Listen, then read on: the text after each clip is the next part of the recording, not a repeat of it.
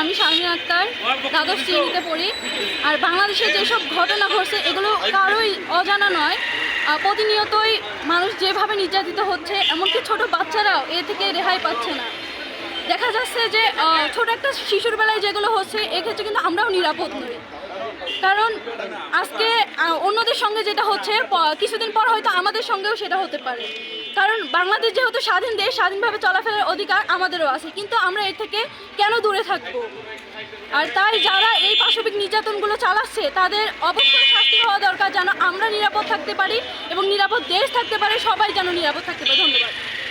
দেশে যে অবস্থা বিরাজ করছে, একটি শিশুও আজকে নিরাপদ নয়, তার বাবা মা ভাই বোন ছাড়া কারো কাছে নিরাপদ নয়।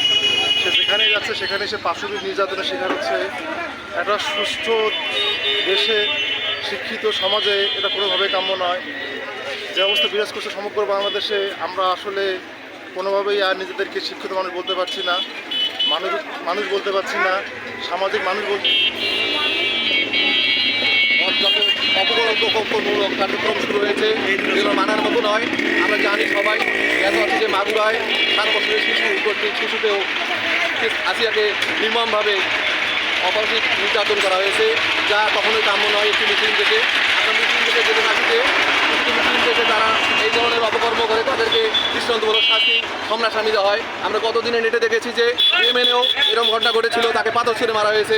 সৌদি আরবে এরকম রয়েছে যেখানে পাথর ছুঁড়ে মারা হয়। এই ধরনের কার্যক্রম যারা করবে তাদের যদি আমরা সার্বিকভাবে তাৎক্ষণিক কোনো সিদ্ধান্ত নিয়ে তাদেরকে মৃত্যুদণ্ড দেই, তাহলে মনে হয় এই ধরনের কোনো পাশবিক নির্যাতন আর কখনোই হবে না আমার মনে হয়।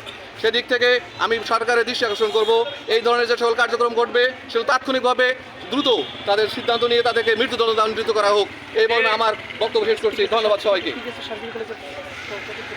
পীরগাছা সরকারি কলেজের পক্ষ থেকে আমি তীব্রভাবে প্রতিবাদ জানাচ্ছি এই আবাসিক নির্যাতনের ব্যাপারে। ধন্যবাদ সবাইকে।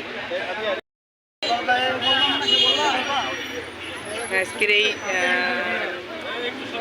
দেশব্যাপী নারীদের বিরুদ্ধে সহিংসতা, নিপীড়ন, ধর্ষণ, অন্যান্য হেনস্থা এবং আইনশৃঙ্খলা পরিস্থিতির অবনতি, বিচারহীনতার প্রতিবাদে আজকের এই মানববন্ধন। আজকের এই পীরগাছা সরকারি কলেজের বিভিন্ন শ্রেণী পেশার বিভিন্ন ডিপার্টমেন্টের ছাত্র আজকের এই প্রতিবাদ জানাচ্ছেন।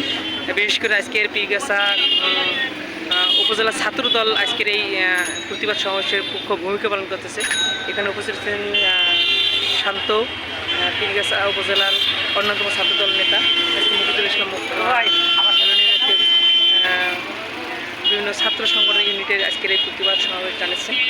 দর্শকের ফাঁসি চাই, আমার বোন ধর্ষিত, কারণ ইন্টারনেটে